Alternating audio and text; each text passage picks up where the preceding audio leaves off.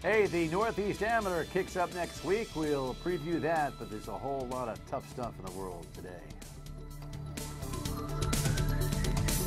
Welcome into My State of Mind. I am Dan York. It's an honor to have you aboard. Thank you very much for watching. Ben Tuthill from the Northeast Amateur will join us this evening, and it will be a nice break from some of the news that we've got to deal with, including the stuff in South Carolina. It's just an absolute unspeakable disaster. So let's jump into the rundown and waste no time. That's all I can really offer, right? And I think that's all we can say, that we need to pray for these people. It takes your breath away. It's something that some are saying is now a normal and regular occurrence in America. I don't buy that. The headline in the Charleston newspaper, the attack kills 9. You've probably seen the story already. I'll roll it for you. After a massive manhunt, police have captured Dylan Roth in North Carolina. The 21-year-old is accused of opening fire inside a church in Charleston, killing 9 people. In America, we don't let bad people like this get away.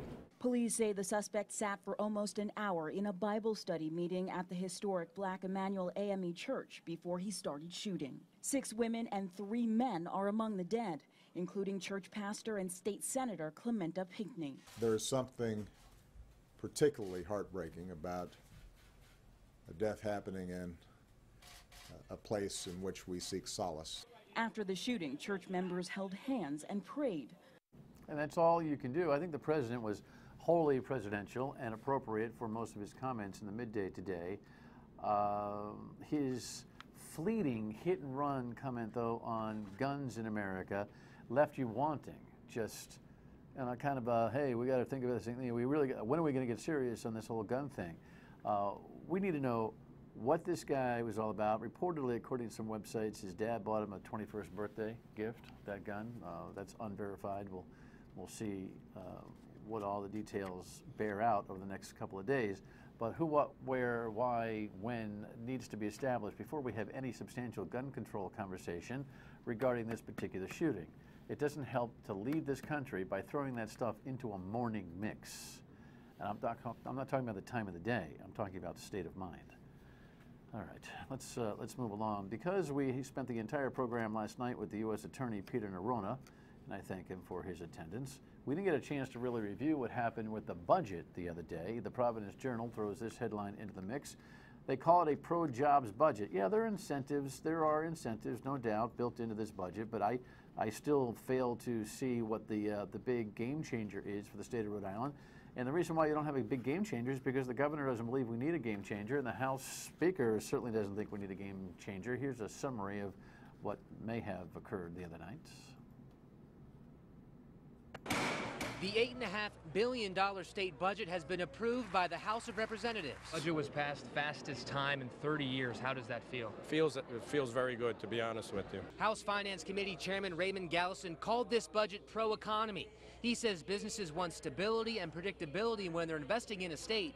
He says that's what this budget delivers. Reducing the minimum corporate tax from $500 to $450, predictable. People know that if they want to start a business in here in Rhode Island, that's what it is. We're laser focused on jobs in the economy, and when we put out a pro-jobs, pro-economy budget, the members rallied around it and responded appropriately. The budget now heads to the state Senate, where it's expected to be approved before it goes to the governor's desk for her signature. You know, I got to tell you, Ray Gallison, the finance guy there, I'm still trying to figure out what the credentials are for Ray Gallison to be the finance guy. But I'm sorry, I can't get my panties in a bundle over the idea that I'm saving $50 on that LLC check that I write for my company every year. Oh, lions and tigers and bears. An already over and usurious, I mean, literally ridiculous expense of $500 just to have a corporation in the state has been reduced to $450. Well, don't spend it all in one place, all you small businesses out there. I mean, if that's kind of championing jobs and economy, it falls miserably short. But you know what? They thought that they were just pants on fire, man. 75 to nothing. The House Speaker won the day. Not one vote against the budget. And he told Gene Valicenti on the WPR Morning News the other morning just how cool it was. Did you have a late night last night? I don't think so. No, not so late.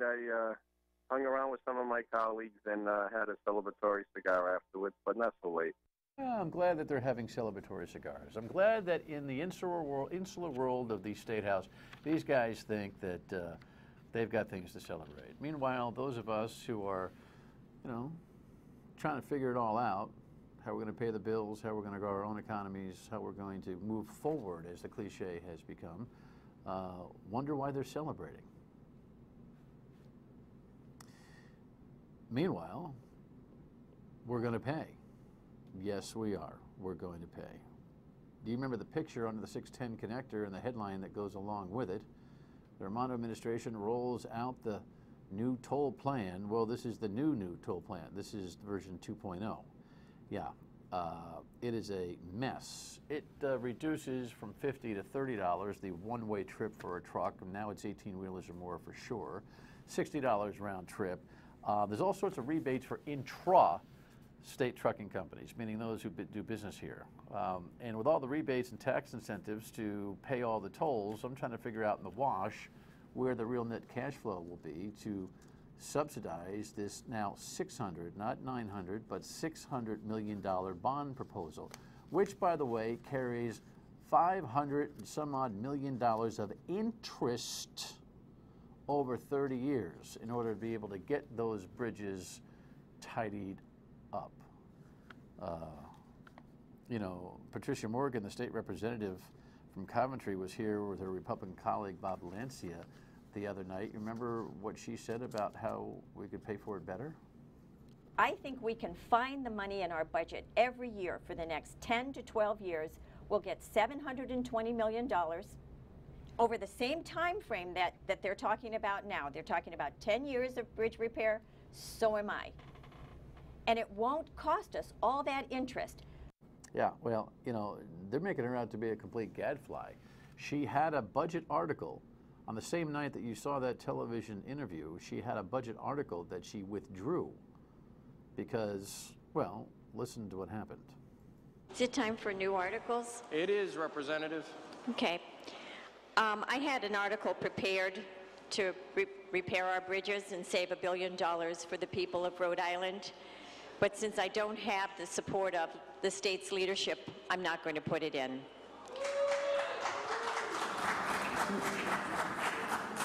It's not a good thing for the people of Rhode Island. Thank you, Representative. You're free to put it in if you'd like. They treat her like a piece of garbage. And the punks who cheer because she was trying to make a point are just that, punks. Now, most of them are Democrats. But the true disappointment here is that the Republicans who all came together on Monday to announce this $60 million get it from our own checkbook plan to fix the roads and bridges ran out on her. They ran out on her. And they told her, listen, you put that in, we're not going to vote for it. We're not even going to support you in it. I keep telling you there's no Republican Party in this state for good reason. It's a disgrace. It's a disappointment, and there's no alternative voice. So now the Senate today is looking at this $600 million 2.0 plan for the truck tolls. When they put those gantries up and they don't crack the nut, your car will be tolled. Remember, I told you that. In Coventry, it is complete chaos. The voters say, you know what? We're mad as hell not taking it anymore. These fire districts are out of control. The headline reflects that very thing. They vote to dissolve the fire district. We spent a significant amount of time covering this. Here's the wrap-up. The town's voters have decided to dissolve the Coventry Fire District. 57% in favor. Frank Palin is the fire board's chairman. The fire districts in this town have been drowning. I don't want to be without a fire department. The people in this town have been drowning. We pay high enough fire tax as it is. And the town council doesn't want to do anything. We should have one chief, one fire department for the whole town. Palin has been getting portions of the blame for a proposal he made last year to cut $430,000 from the budget. You won't take responsibility. As a member of this board, I'm holding you responsible, Frank. I'm holding you. What do you say to the 16 firefighters who could now be without a job? I feel very bad about that because the firefighters in this town have done a good job. This isn't over. The fire board still has to make a move on the vote. If they go with the taxpayers to dissolve, it then goes to the General Assembly. They have the final say. We will continue to do our job. We'll continue to protect this community and provide the service that we've provided, as long as the board allows us to do so. Work without pay? That, if that's what it takes, you know, we've done it in the past, and we're willing to do our part. There is some movement to make one fire department. A petition was circulated at the voting place yesterday. Some 700 people signed it in the town of Coventry, and we'll try to bring those folks on next week and cover that discussion. I will tell you, that is going to be the solution for every fire district town, and that is enough of the fire districts. You need a town-wide municipal fire department. And lastly, I just wanted to mention something. If you're following this charter school war, here's the headline. Bill would curb charter school expansion. Linda Borg writes something very interesting. This measure, approved 9-6 in a Senate Committee on Education, deals a blow to charter schools by approving a bill that imposes a moratorium on charter expansions and requires town council approval before any new charter can go forward. She writes something interesting. She says the measure is a win for cities and towns, including Woonsocket, Cumberland, and North Smithfield, who have argued that charter schools, especially the fast-growing mayoral academies, are siphoning precious educational dollars away from the traditional public schools. I would clarify, it may be a win for the status quo elected officials who don't want to see the kind of change that charter schools provide, but I'm not so sure it's a win for the citizens. Your state of mind is important to us. 228-1886 is the number. Email me, Facebook, tweet. You know how that whole thing works. Let's see what we got. Who's saying what? Kathleen asks, why doesn't the state lottery dedicate the sales of a certain scratch card in a certain game to repair the state roads? Can they do that? No. Well, I mean, I guess they could, but the lottery was supposed to do all sorts of other things. All the lottery money goes into the general fund, all of it, and that's why they're trying to raise the bridge and road money through a bond, which they can finance through the authority. Complicated, Kathleen? Yeah, it's always too complicated for all of us, which is why we get buried by the decisions. Alrighty, let's lighten up. Golf season, and Wannamoisett hosts this incredible tournament again. Stay with us.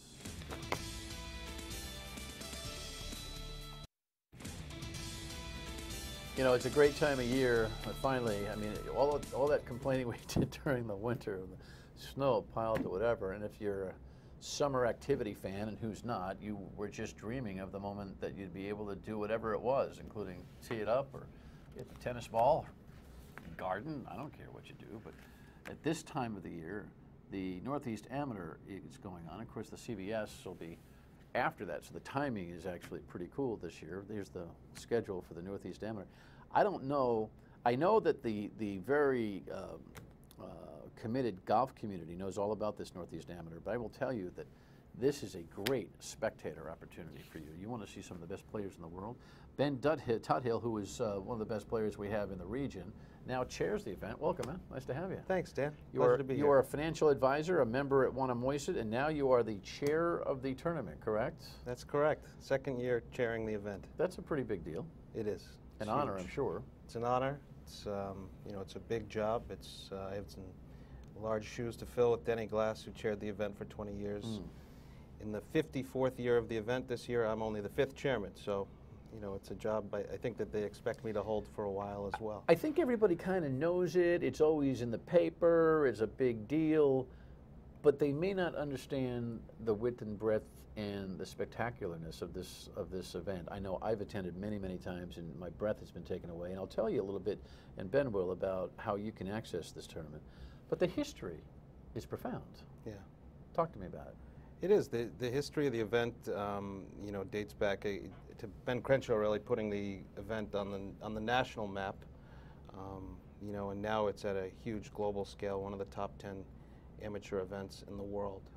So we attract literally the world's best amateurs. So these are the guys that you haven't necessarily heard of yet, to come to Wannamoisett for the week each summer. But will in many ways. Absolutely. And we've had, you know, Ben kind of started that whole trend, but there have been many, many PGA pros who in their day were an amateur come through this tournament, correct? Yes.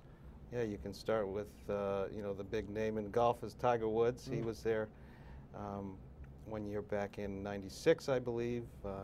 I happened to host Jordan Spieth 4 years ago for the week at my house. And Really? got to know that 17-year-old, mature beyond his years at that time. And still. You know, now, yeah, nobody had heard of him at that point unless you were following golf very closely. But obviously today, anybody that knows anything about golf is familiar with Jordan and what he's accomplished. Think he'll do any damage in the Open? I got him in my pool. I bet he will. He, you know, he did Amusement well out only, there. of course. Yeah, he Amusement did well only out pool. there in Chambers Bay, so we'll see. The nature of amateur golf and the Northeast Amateur is, I mean, golf and amateur status is a special kind of thing. Still retains a kind of special class for non-professionals. It's a platform still, and your tournament, you know, heads that up. Talk to me about the nature of amateur golf today. Well, you know, I'll talk to you about the nature of our field. This year we have 44 colleges being represented. We have 10 different countries being represented. We have 15 junior players, those under the age of 18. We have 10 mid-amateurs, those over the age of 25. We have USGA champions in the field. We have 2 Palmer Cup team members. This is a Walker Cup year, which is the amateur equivalent of the Ryder Cup. And that means in a Walker Cup year, the captain this year is Spider Miller. He will be on the property from Thursday through Saturday, following very closely as he tries to finalize his team for September over in Europe. Yeah, so it's a huge event for all of these amateur players, and many of them are in college, though. But you retain a certain local flavor. You always maintain, what, half a dozen guys at least who are pretty good around here? Is there a quota, or how does it work? Yeah, the field has some exemption criteria, which includes quite a few locals. We invite the Rhode Island Amateur Champion, the Rhode Island Player of the Year, the Rhode Island Stroke Play Champion. We invite the Wannamoisa Club Champion. We invite and have coming this year the Mass Amateur Champion, the Connecticut Amateur Champion, the New England Amateur Champion, the New Hampshire Amateur Champion, who also happens to play at URI. So we have a very good local contingent joining the field this year. Anybody local have a chance to win this thing, you think? Everybody does, but talk to me. Yeah, no, the top players in the world will be here this week, none of which live locally. I would highly doubt that a local will win the event, but I would love to see one compete. You know, it's been a long time since we've had a local even, you know, hang around on the back nine on Sunday, so. Right. Or Saturday in this event. All right, when we come back, we'll talk about how you can see what's going on. And believe it or not, it's pretty easy. Stay with us.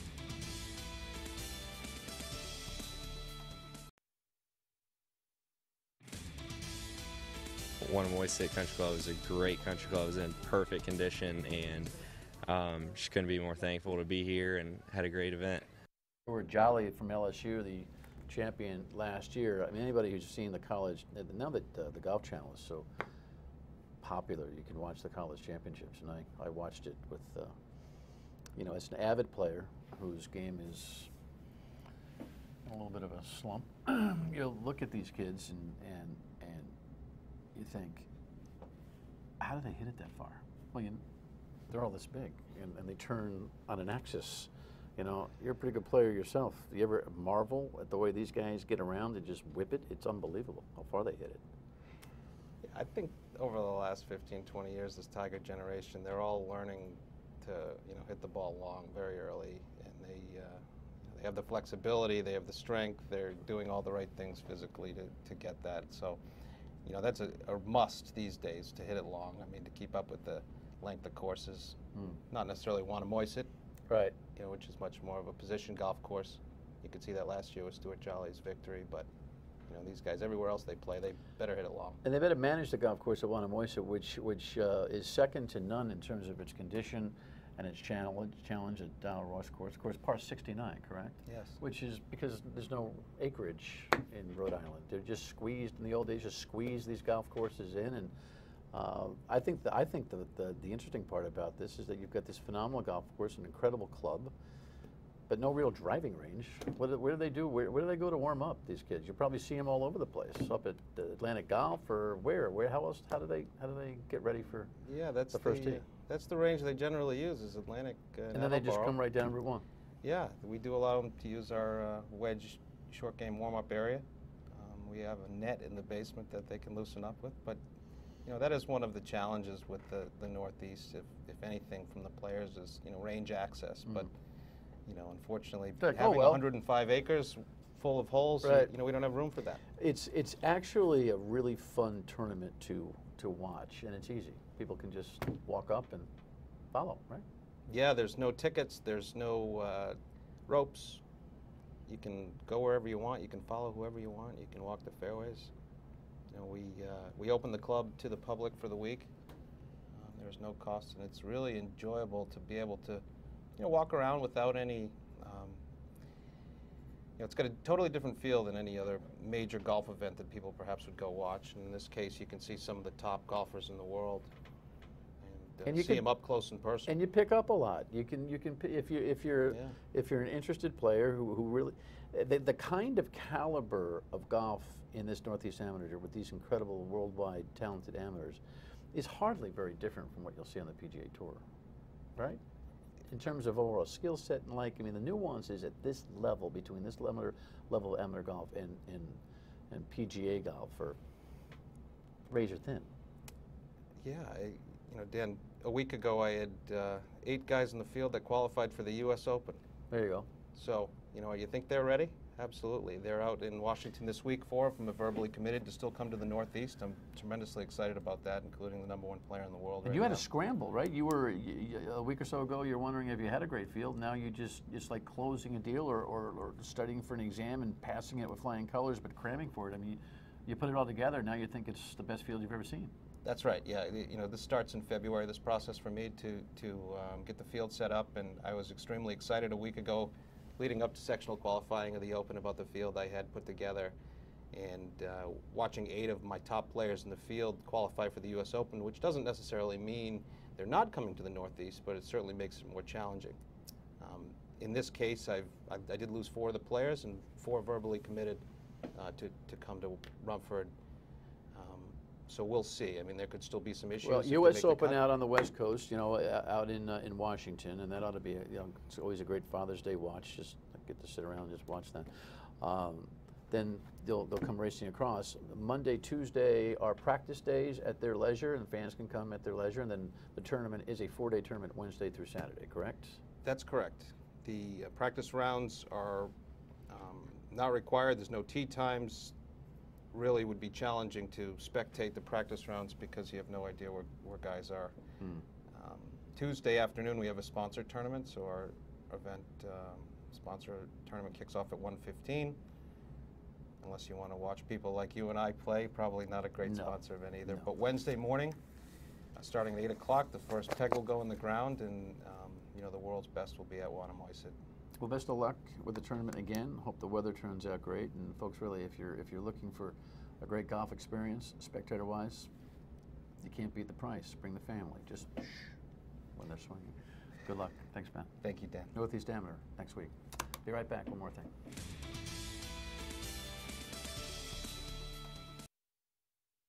Really, you should go out to the Northeast Am next week. It's a gas. It's phenomenal watching these high-caliber players. Phenomenal. The effort to recall a North Smithfield administrator.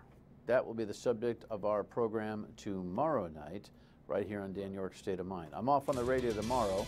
We'll see it on the radio at noon Monday. But back here tomorrow night with a very important debate. So we'll see you then. Thanks for watching.